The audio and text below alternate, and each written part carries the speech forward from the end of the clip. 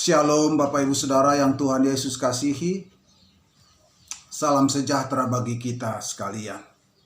Pada kesempatan yang baik ini saya akan menyajikan sebuah perenungan dengan tema manusia bertanya, Allah menjawab. Baik Bapak Ibu Saudara yang Tuhan Yesus kasihi, kalau kita amati dengan baik dalam kehidupan kita, tidak seorang pun manusia yang menginginkan hidupnya mengalami kesusahan.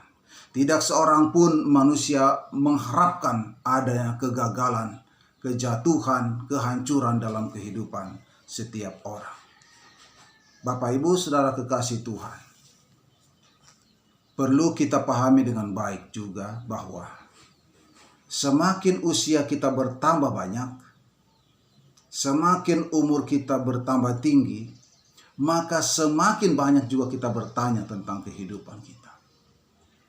Kita menjalani kehidupan ini, kita bertemu dengan dua kutub Bapak Ibu Saudara. Ada susah, ada senang. Ada duka cita, ada sukacita. Ada kegembiraan, ada perkabungan. Inilah siklus hidup Bapak Ibu Saudara.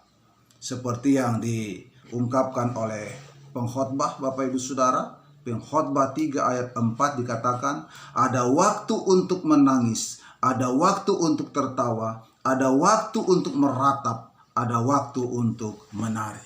Itulah siklus hidup yang harus kita lewati, yang harus kita jalani dalam kehidupan ini. Bapak Ibu Saudara yang Tuhan Yesus kasihi, terkadang kita bangga dengan diri kita sendiri. Karena apa? Karena kita punya pikiran, karena kita punya logika, karena kita punya kemampuan berpikir Bapak Ibu Saudara. Seolah-olah hidup ini mampu kita hadapi dengan baik. Bapak Ibu Saudara, kita juga bangga mungkin dengan kita punya talenta, bakat, karunia-karunia yang Tuhan berikan kepada kita. Tetapi proses kehidupan ini tetap keras Bapak Ibu Saudara. Manusia tetap lemah menghadapi kehidupan ini. Nah Bapak Ibu Saudara kekasih Tuhan, lalu kita pada akhirnya bertanya kepada Tuhan. Ketika kita jatuh ke dalam kesusahan, jatuh ke dalam kelemahan, jatuh ke dalam ketidakberdayaan, kita bertanya kepada Tuhan, mengapa hidup ini terlalu berat bagiku? Bapak Ibu Saudara kekasih Tuhan, bagaimana Allah menjawab pertanyaan kita itu? Kalau kita mau jujur Bapak Ibu Saudara membuka firman Tuhan, Tuhan Yesus memberikan jawaban yang singkat atas pertanyaan kita itu. Matius 7 ayat 7. Yesus katakan, mintalah maka akan diberikan kepadamu. Carilah maka kamu akan mendapat.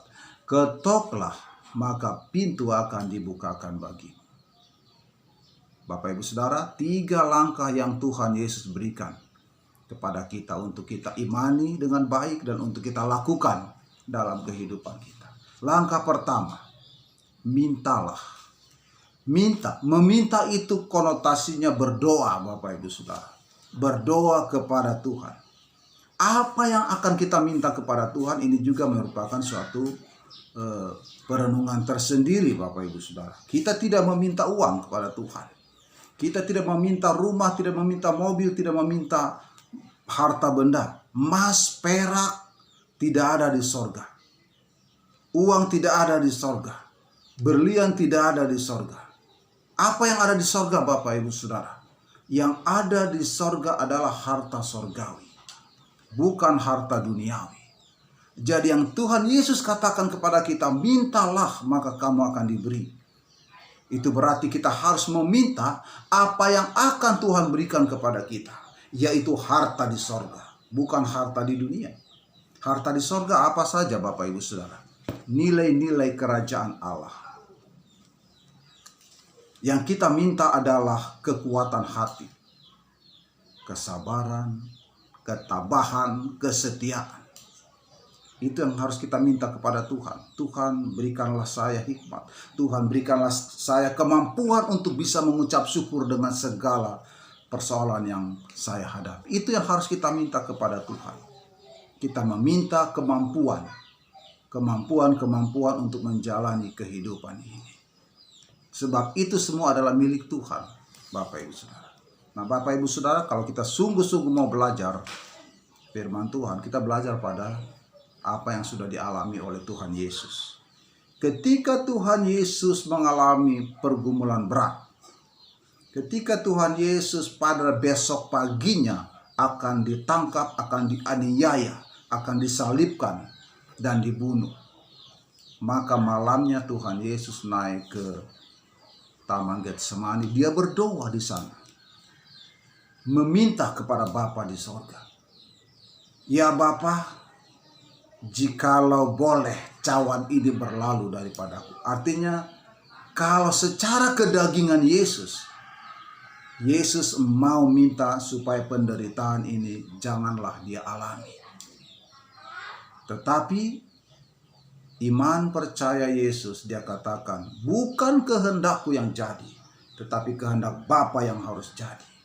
Inilah pergumulan yang terberat dalam kehidupan Yesus, Bapak Ibu Saudara, yaitu di Taman Getsemani. Pergumulan antara menerima penderitaan dan menolak penderitaan itu.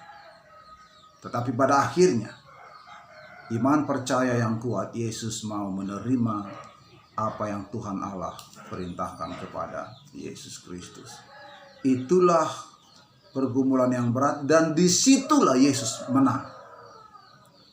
Dia bangkit dari berdoanya, lalu dia hadapi tantangan yang berat itu.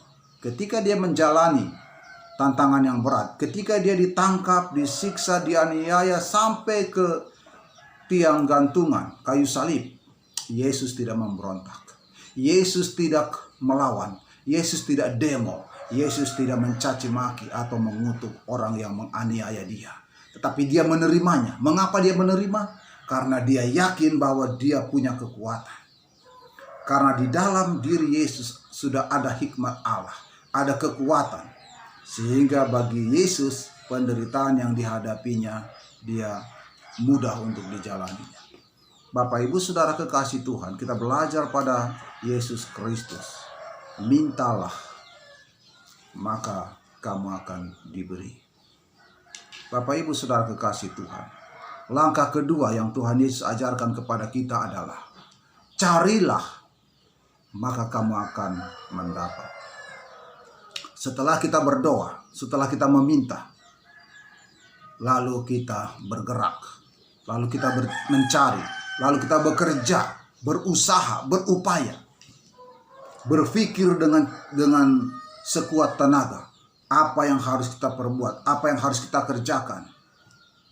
Maka disitulah berkat Tuhan akan tercurah. Sebab berkat Tuhan itu akan tercurah melalui kerja kita, usaha kita, melalui berbagai upaya-upaya kita. Makanya Yesus katakan, carilah, maka kamu akan mendapat.